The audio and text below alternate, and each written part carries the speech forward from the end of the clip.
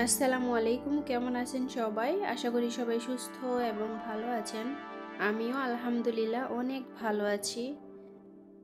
সকালবেলা ঘুম থেকে উঠি অনেক কাজ করেছিলাম, তো এর ভিতরে উঠান ঝাড়ু দেওয়া এই কাজটাই আপনাদের সাথে শেয়ার করতেছি। আসলে এটা আমাদের খুবই কমন একটা কাজ, আর প্রতিদিনই এই কাজটা আমাদের করতে হয়। তো প্রতিদিন ভিডিওতে এটা দেখাই না। আর উঠান ঝাড়ু দেওয়া আসলেই বিশাল একটা ঝামেলা। যারা গ্রামে থাকেন তারাই ভালো বুঝতে পারবেন। তারপরেও আমার উঠান দিনে একবার ঝাড়ু দিলেই হয়ে যায়, কিন্তু অন্যান্য জায়গায় দেখি যে দুবার ঝাড়ু দেওয়া লাগে। কোনো দিন আমি দুবারও দেই, যেদিন পাতা বেশি পড়ে ওই দিন দুবার দেই, আর যেদিন কম থাকে তো দিনে একবার দিলেই হয়ে যায়। আর বিশেষ করে সকালবেলায় ঝাড়ু দিয়ে নিই, তাহলে পুরাটা দিন পরিষ্কার থাকে, উঠানে হাঁটাচলা করতে বেশ ভালো হয়। আমি তো সব সময় পুকুরে কাজ করি, আর এখন যেহেতু শীতকালে পুকুরের পানি আস্তে আস্তে নিচের দিকে চলে যায়, বলতে গেলে পানি আস্তে আস্তে কমে যায় আর কি। আমি এখন পুকুরে এসেছি বাচ্চাদের কাপড় চোপড় নিয়ে আর কাঁথা ধোয়ার জন্য। যাদের ঘরে বাচ্চা আছে, আসলে বাচ্চারা কত দুষ্টামি করে তারাই ভালো জানেন। তেমনি আমার বাচ্চারাও তো কিছুদিন পর পরই কাঁথা, বিছানার চাদর এমনিতেই তো ধোয়া লাগে, তারপরও বেশি ময়লা করে ফেলে বাচ্চারা, তো ধুতেই হয়। এক সপ্তাহ পর পরই ধুয়ে নেই। আর ধোয়ার কাজটা বিশেষ করে পুকুরে করি, আমি খুব আরাম পাই, কারণ এখানে খোলামেলা, খুব দ্রুত পরিষ্কার হয়ে যায়, সুন্দরভাবে ধোয়া যায় আর কি। আর গ্রামের বাড়িতে যারা বসবাস করে, যাদের বাড়িতে পুকুর আছে, তারা কখনই ঘরে কাজ করে না, তারা সবসময় পুকুরে কাজ করে। আসলে পুকুরে কাজ করার মজাটাই কিন্তু আলাদা।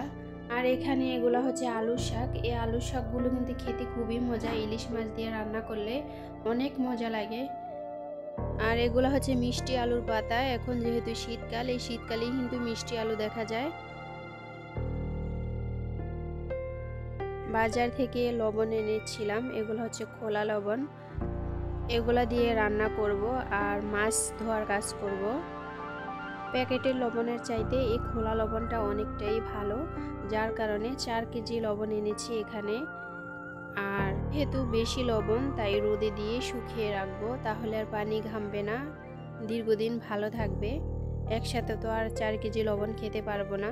আমি প্রথমে ট্রেতে নিয়েছিলাম, এখন দেখি যে ট্রেটা ছোট হয়ে গেছে, তাই আবার ভলে ঢেলে নিলাম। আর আমি সব সময় এই মাচা দিয়ে রোদে দেই। এই মাচাটা দিয়েছিলাম পুঁই শাকের জন্য। আসলে আমার পুঁই শাক তো হয়ই নাই, তো রোদে দেওয়ার কাজ করতে পারি আর কি। অনেকে ভাবে যে গ্রামে থাকলে অনেক সুবিধা, আর আমি মনে করি শহরে থাকলে অনেক সুবিধা, কারণ গ্রামের যত সবজি আছে সব সবজি কিন্তু শহরে নিয়ে যায়।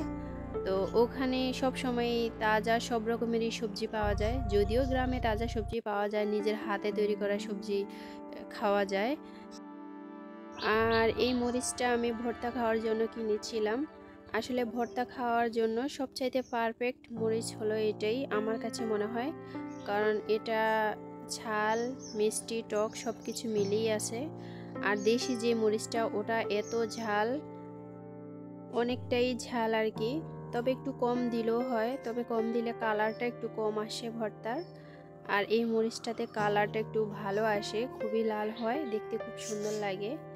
আর এখানে এগুলো হচ্ছে ইলিশ মাছ, আজকে ইলিশ মাছ রান্না করব। অনেক দিন হয়েছে ইলিশ মাছ রান্না করি না। আমরা যখন ইলিশ মাছ কিনেছিলাম তখন দাম একটু কম ছিল, যদিও অভিযান ছিল, কিন্তু এখন ইলিশ মাছের দাম বর্তমানে অনেকটাই বেশি। আর এখানে হচ্ছে এগুলা কচুর ছড়া দিয়ে ইলিশ মাছ রান্না করলে অনেকটাই ভালো লাগে, বেশ ভালো লাগে। আর যদি হয় মাটির চুলার রান্না, তাহলে তার কথাই নাই। মাটির চুলার রান্না সব সময় ভালো লাগে গ্যাসের রান্নার চাইতে। আর গ্রামে যারা থাকে তারা সব সময় মাটির চুলায় রান্না করে, যদিও তাদের ঘরে গ্যাস থাকে। তারা হয়তো বা অল্প অল্প জিনিস হলে যেটা বাহিরে না করতে পারবে, ওই জিনিসটাই আর কি ঘরে রান্না করে, তাও না পারতে ইচ্ছে করে না। আর না হয় সব সময় কিন্তু মাটির চুলায় রান্না করে, কারণ রান্না করতে করতে অভ্যাস, যেমন আমি সব সময়ই করি। আর আমার কাছে মনে হয় মাটির চুলা রান্না করলে খুব দ্রুত হয়ে যায় গ্যাসের চাইতে। আর বর্তমান বাজারে গ্যাসের দাম অনেক বেশি। আমরা সব সময় চেষ্টা করি যে গ্যাস কিভাবে কম খরচ করা যায়। আমাদের তো আর লাইনের গ্যাস নেই, তো সব সময় আমাদের গ্যাস কিনতে হয়। তো ওই হিসেবে আমরা সব সময় কম খরচ করার চেষ্টা করি, যেহেতু গ্যাস অনেক দিন যায়। যেহেতু বাড়িতে অনেক লাকড়ি আছে, খড়ি আছে, আমাদের তো আর লাকড়ি কিনতে হয় না, কারণ বাড়িতেই অনেক লাকড়ি এখানে সেখানে পড়ে থাকে। তাহলে আর কেন এত অপচয় করব। আমরা নারীরা সব সময় চেষ্টা করি যে আমার সংসার কিভাবে উন্নতি হবে, কিভাবে সংসারটা সুন্দরভাবে সাজানো যায়, 2 টাকা কিভাবে আয় হবে, এটাই কিন্তু সব সময় নারীদের চেষ্টা থাকে সংসারের জন্য। কথা বলতে বলতে অনেক কথাই বলে ফেলেছি। এখানে আমি মাছগুলো আগেই কষিয়ে উঠিয়ে নিয়েছি, এবার আমি কচুগুলো দিয়ে দিয়েছি। কচুগুলো কিছুক্ষণ কষিয়ে নিব। তারপর আমার মনে পড়লো যে আমার তো ধনেপাতা দেওয়া লাগবে, আর ধনেপাতা শীতকালীন সবজি এর ভিতরে একটা। তো এখানে এসেছি ধনেপাতা নেওয়ার জন্য। আর সব সময় তাজা তাজা ধনেপাতা নিয়ে দিলে ধনেপাতার গ্রানটা খুবই ভালো আসে। যেহেতু নিজেদের বাড়িতে ধনেপাতা আছে, কিনে খেতে হয় না। যখন আমাদের বাড়িতে ছিল না, তখন বাজার থেকে যখন কিনতাম, তখন ওই পাতার কোনো গ্রানই পাইতাম না। আর ওগুলা ছিল সারের। ওগুলা একদিন ফ্রিজে রাখলে তারপরের দিন দেখতাম একেবারেই নষ্ট হয়ে গেছে। আমার ভিডিওতেও অনেক সময় হাঁস মুরগের আওয়াজ শোনা যায়, বলতে গেলে সব সময়ই। তো গ্রামের বাড়িতে যারা আছেন তারা বুঝতে পারবেন যে গ্রামের বাড়িতে থাকলে সব সময় হাঁস মুরগি চিল্লাপালা এটা সেটা থাকেই, যেহেতু হাঁস মুরগ পালন করি। আর আমি যখন বয়স দিই তখন আমার হাঁস মুরগিগুলা আমার পাশেই থাকে, বিশেষ করে মুরগিগুলা, ওগুলা সরতেই চায় না, ওগুলা আমার কাছাকাছি শুধু ঘুরবে।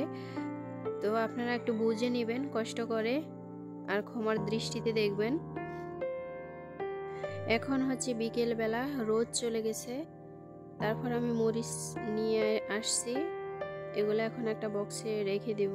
বক্সে করে রাখলে অনেক দিন ভালো থাকবে, মচমচা থাকবে, কোনো সমস্যা হবে না, দীর্ঘদিন রাখা যাবে আর কি। মরিচের আগে লবণ, তারপরে আটা, ওগুলো সুন্দরভাবে রেখে দিয়েছি। এবার আমি চলে যাব। সকালবেলা অনেক কাপড় চোপড় ধুয়ে রোদে দিয়েছিলাম, সেগুলো আনার জন্য। আর কাপড় চোপড়গুলো ওই পুকুরের পাড়ে রশি ছিল, ওই রশিতে রোদে দিয়েছিলাম। সেই সাথে এটা হচ্ছে আমাদের সুপারির বাগান। এই বাগানটাও আপনাদেরকে একটু দেখিয়ে দেই। সুপারি গাছ এখনো ছোট ছোট, অত বেশি বড় হয় নাই। তারপরও 2-1টা গাছে মাশাআল্লাহ সুপারি দিতেছে।